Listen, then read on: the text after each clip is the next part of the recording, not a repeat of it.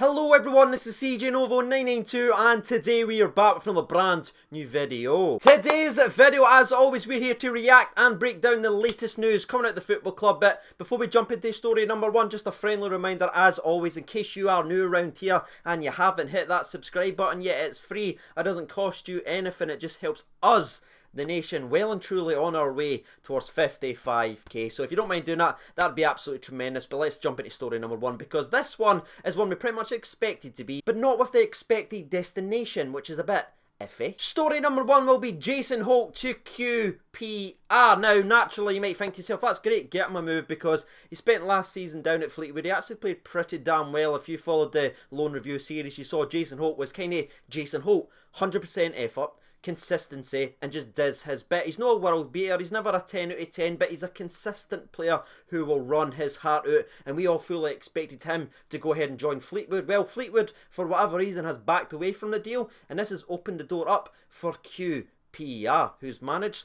by former Rangers manager Mark Warburton. And it's not even the first move from Mark Warburton going ahead and picking up former Rangers player. Nah. Already since he's been in the manager of QPR, he has picked up Liam Kelly, who's obviously the former Rangers goalkeeper who done terrifically well at Livingston. Genuinely incredible goalkeeper. He picked him up, but also they picked up former Rangers captain Lee Wallace as well. So this makes it 3 out of 3 on former Bears for Mark. And I always find it so interesting whenever we talk about Mark Warburton on the channel, because there's some that really appreciate the man because what he done from the Championship. I mean, that was our second year in the Championship. He came in, he brought in the likes of Tavernier, Forningham, players that's still in the squad right now, and he done terrifically well that season. Then that season happened in the top flight, and then the snaky way he left, and some of the silly things that he said since he's left. So there's always this part of me, whenever I mention his name, I never know what the comment section's actually going to be like. But if he's picking up Jason Holt and he's going to buy him for a bit of moolah, I will say thank you. And the reason I'm mentioning some moolah is because there is nothing to even suggest a transfer free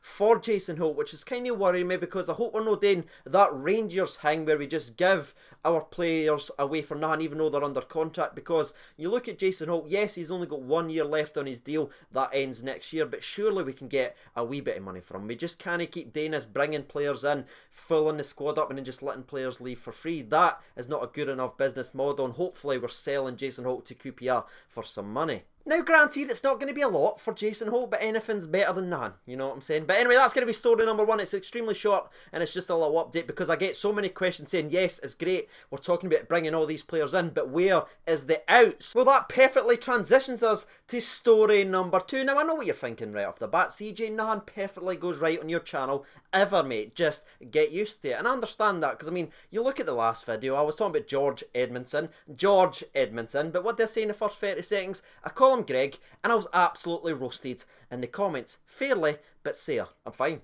honestly. But pulling in the reins back to story number two, and the way it transitions from going out is with the squad travelling away to Portugal to get their pre-season underneath their belts to fight for the Rangers' future and show Steven Gerrard that they deserve to be a part of the squad next season. There has been 5 players left behind in Glasgow alongside Jason Holt, because me and thee have already discussed players in the first team who could potentially leave in the summer, and with the 5 people that's been left in Glasgow to find other clubs, we finally get some confirmation of the players that Rangers are moving away from. Starting off with the very first one, there's going to be absolutely no surprise about this one. I mean, we called this one finally right about something. It's Eros fricking Grezda. And whenever I talk about this guy, I genuinely get so frustrated, because we've seen flashes of talent from Eros Grezda. I mean, he's got that. We signed him for £2 million, but to me it just seems like he'd rather be an Instagram model than be a football player. But this isn't just a case of a player not fitting at the Glasgow Rangers and Rangers and the player clashing. Nah. Grezda's even went off the rails with Albania. That has been his consistency. That is where he's really shown what kind of player he truly is. He's just had a clash with them. We discussed it recently on the channel, but just in case you missed it, he got called up to play with Albania. He trained with Albania all week long, and then just before the game he pulls out the squad, and Albania says that he's left the squad because of personal reasons. Grezda bites back at that for whatever reason, says, it's no personal reasons, I'm injured. The players, the managers, they're all like, you didn't look injured when you were here. It was this big massive kerfuffle that just didn't need to happen, and I don't even care if that's a word, but it perfectly sums up Eros Grezda. Oh, I'm getting worse, man, honestly. I don't know how I've set the bar so low, yet I just keep gotten under it. But all joking and that aside, we did spend £2 million, and a lot of yous may be worrying like we're going to do another Carlos Pena or Eduardo Herrera thing and just try and force them out the door or pay them off. Well, believe it or not, Grezda still has a lot of suitors across European football because they've seen how good they is, and teams genuinely think they can get the best out of Eros Grezda, so we shouldn't lose too much on the transfer fee, but I think it's pretty much guaranteed that now he will be leaving in the summer and he should get a wee bit of moolah for him at least. And it's quite weird to think we spent £2 million on a guy and the biggest thing that we'll get back is hopefully a little bit of a transfer fee. That's it. That's all they've done for us. It's weird. The next player we're going to be speaking about is Mr. Joe Dodo. Now this one again isn't any of a surprise. I think everyone knows this one. The man is Mr. Hot and cold, but when he's hot he looks like a fantastically talented football player, but it's just never quite clicked. But again, this isn't one we need to worry about or paying off or anything like that. It looks like Blackpool will be coming back in for Joe Dodo, who showed enough when he was there to warrant the move. Now the next player that's been left in Glasgow is none other than Kyle Lafferty. Again, we called this one a long time ago, but like we spoke about Grezda, where I talked about I was frustrated that we just couldn't connect because he's clearly a talented football player.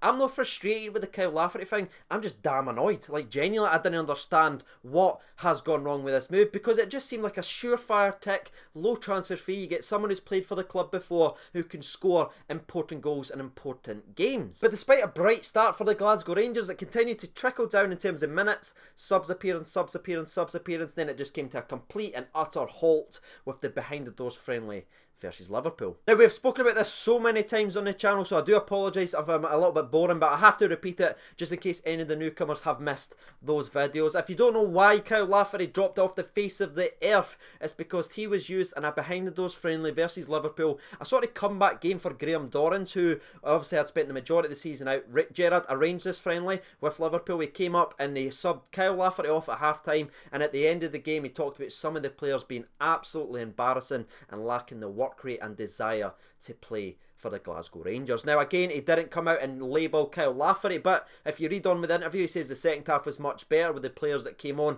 and showed a bit of hunger. So I think we can pretty much guarantee by that statement and the fact that Kyle Lafferty was never ever seen again, he was certainly one that Gerrard was labelling embarrassing. Fun fact, the other players that was subbed off during the second half, by the way, before Rangers came back into the game, was Eros Grezda, Joe Worrell and Bornabear Barisic. Well, I am shocked. Now, as you can imagine, Kyle Lafferty certainly has more ups than downs, and yes, it hasn't quite worked out with the Glasgow Rangers, but there is quite a queue of clubs apparently looking at Kyle Lafferty. The biggest one to come out of the news this week is Motherwell, with either a potential full transfer or a loan for Kyle Lafferty. Now, the loan seems to be the popular one that's used a lot in the Scottish press this week, but for me, I just cannot see us loaning a striker out to another team that's going to be playing in our league when Gerrard clearly wants rid of the guy. I just didn't see us paying some of his wages or whatever to go and play for another team when Gerrard just wants to wash his hands of this deal. So for me personally, I can only see Kyle Lafferty leaving it on a permanent transfer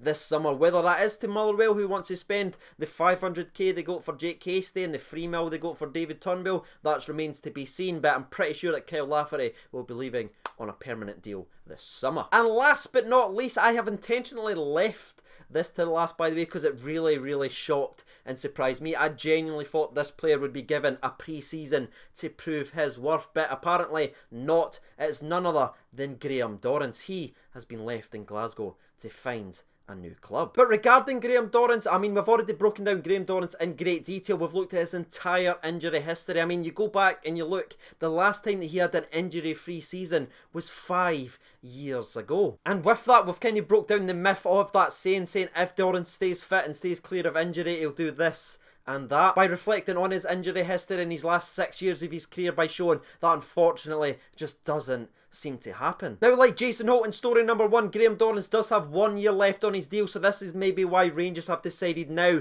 to cash in on Graham Dorrans to try and get a wee bit of moolah once again, but also, and more importantly, probably free up the wages, because we've brought in a couple of free agents now, like Arabo's about to come, and story number 3, if that's one happens, we're going to need to be freeing up the wage bill. So I do understand it from a business perspective, but I was just a little bit surprised that we didn't give him a pre-season to prove himself now that he's 100% fit and clear of injury. And with that being said, that's going to be the end of story number 2. Now, you've already heard my opinion throughout that, so now it's time for you to get your thoughts and opinions down there in the comment section below. Do you agree with the 5 that's been left in Glasgow? Or do you disagree with some of the players that's on the list and think they should have been given more of a chance? Get your thoughts and opinions out there. There is never a right or wrong opinion here. We are all Rangers and football fans here, and that's why the channel exists, is for us to discuss. Now moving over to the third and final part of today's video. This is more of a pick-me-up. I mean, I feel this one's going to get everyone a bit more excited. It is about none other than Ryan Kent. And the update is regarding Leeds United, who is well known in being the only club in the way